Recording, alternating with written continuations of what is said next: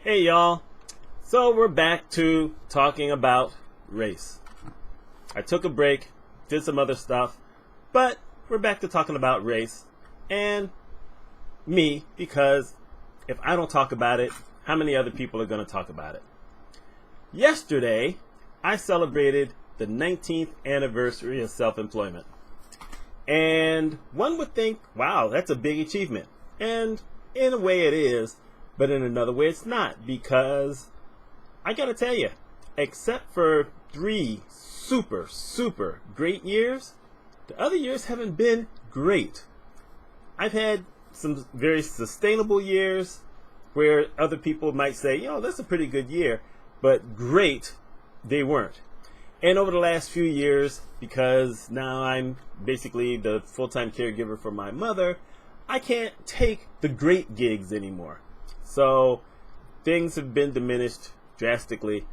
Luckily, I can still get by, and that's just what you have to do sometimes. That's the thing about being self-employed, is that sometimes you just have to worry about having enough to pay those next bills and keep going till you can get something that you can actually do.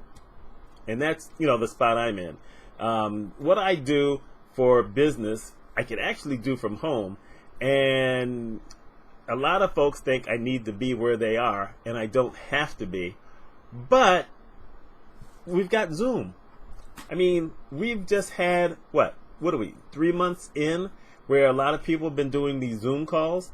I've only been on it twice. I'm going to be on some kind of call this Saturday, but I've only been on it twice with an organization I'm a part of. And it hasn't been a bad thing. And I could do that with any of my potential clients. But they're old school. What are you going to do? Heck, on my other channel, last week, I put out a video talking about how I had to basically block a racist HR video that the place where I was an employee the first time wanted to put out to the entire hospital. And let's just say that I did enough to stop it. And I was only maybe 25 years old, so it can be done. But, I'm at this point now. I'm 60 years old. I'm months away from being 61. And I'm hearing a lot of people saying this time things are going to change, and we're really going to have this uprising, and, we're going to get over this racism thing. And I keep saying, I just don't know. I just don't know. Is there a lot of emotion about it? Yes. Are there a lot of protests? Yes. But you know what? There's been protests before. There's been a lot of emotion before. There's been rioting before. And you talk about police reform. Heck, here in Syracuse, we've been talking about police reform for 20 years, and it ain't happened. They're talking about Minnesota. Minnesota was getting ready to do something, got shot down. Don't want to cancel the police. Let me just say that. I don't want to cancel the police. I don't want to defund the police. I would like more money going into the neighborhoods that really need it. I think that there are some things that need to change. I think that they need to be trained better. I think they need to not see themselves as the military, because they're not. And I think they just need to do their jobs. And stop whining. You went into law enforcement for a reason. If you didn't want to do that, go do something else. And you know what? That's just my take on it. Locally, for instance, we've had a lot of our towns that have basically given up or merged with someone else to try to save money. We got more state police doing certain things than the city police or the county police. And that's just the way that it goes. I'm not going to say that we have it perfect in this area. I'm not going to come close to that. We've had people who have had serious injuries from the police. We had one, as a matter of fact, a couple weeks ago during a protest where some cop decided to smack a reporter who's been doing it for 30 years in this area. Everyone else knew who he was. This cop probably knew who he was. But he was just covering it. He had cameras. And he decides to smack him. And what does the police chief say? Well, we don't know all the facts. It was captured on film. Of course, this police chief, I didn't support him coming to town because he had a bad reputation in Arkansas. But what are you going to do?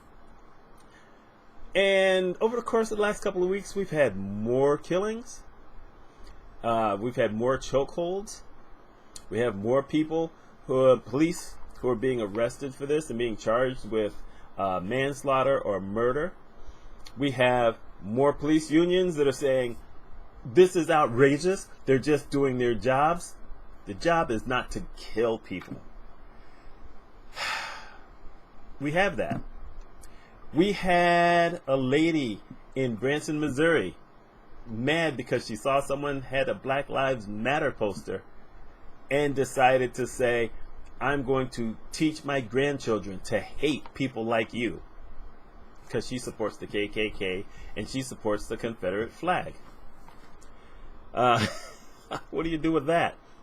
You have this guy, Matt Gaetz, I think that's how you pronounce his name. He's a representative of some stupid state, obviously, because they elected him, who decided to get out on a podium somewhere and do some kind of speech where he said that when people say something like male privilege or white privilege, it's racism, and they're not going to take it. I'm like, wow, what? How did male privilege get to be racism? White privilege? What are you missing here? Of course there's white privilege. I just don't understand that. And by the way, is white privilege? I don't beat white people up for that. Some I do. Okay, let me rephrase that. People who are already rich and getting richer, yes. But folks who kind of have to struggle a little bit, they may have it over poor black people or poor Hispanic or Latino people, people who are disabled. You may have it over them, but that doesn't mean that your road is any easier. It really doesn't. It just makes it, compared to us, it's easier. But in general, we're not diminishing your struggle. We're just not. That's not what it's all about. It's not about, here's my words. It's not about equality. It's about fairness. Because when you say it's about equality, you make the assumption that everyone starts off equally. Everyone doesn't start off equally. You know what? When I went to school in Kansas City, when my dad went to Vietnam, I went to a ghetto school. And it was 5th grade.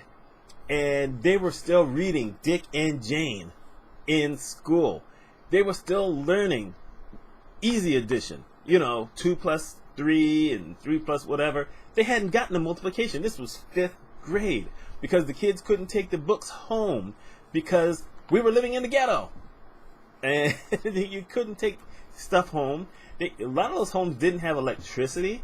Some of those kids came to school every day in the same clothes, and the teacher used to spend the first 30 minutes to 45 minutes taking different kids into the bathroom. Each classroom had its own bathroom. Taking kids into the bathroom to wash them. I mean, that's just how it was.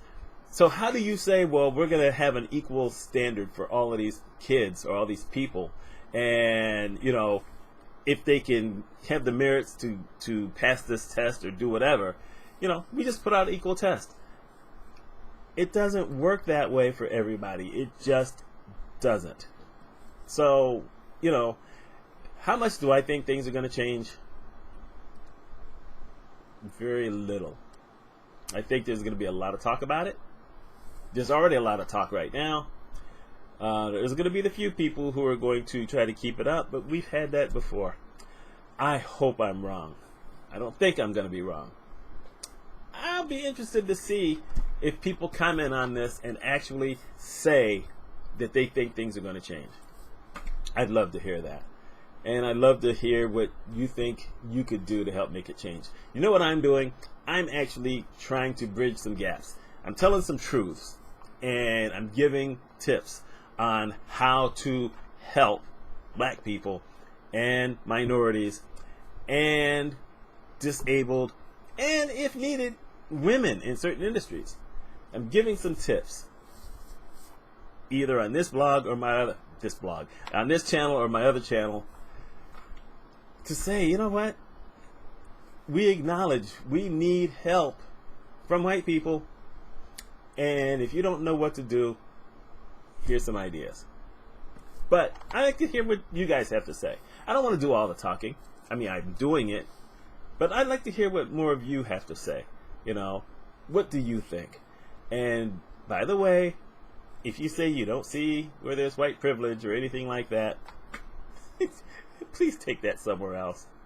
I know I said I wanted to hear stuff, but I really don't want to hear that. And you know what? I'm going to leave it there. Unless it's a fake account.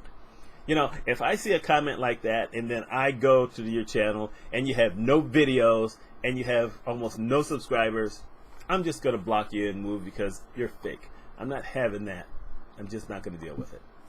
Anyway, my name is Mitch Mitchell. Hope y'all have a wonderful week.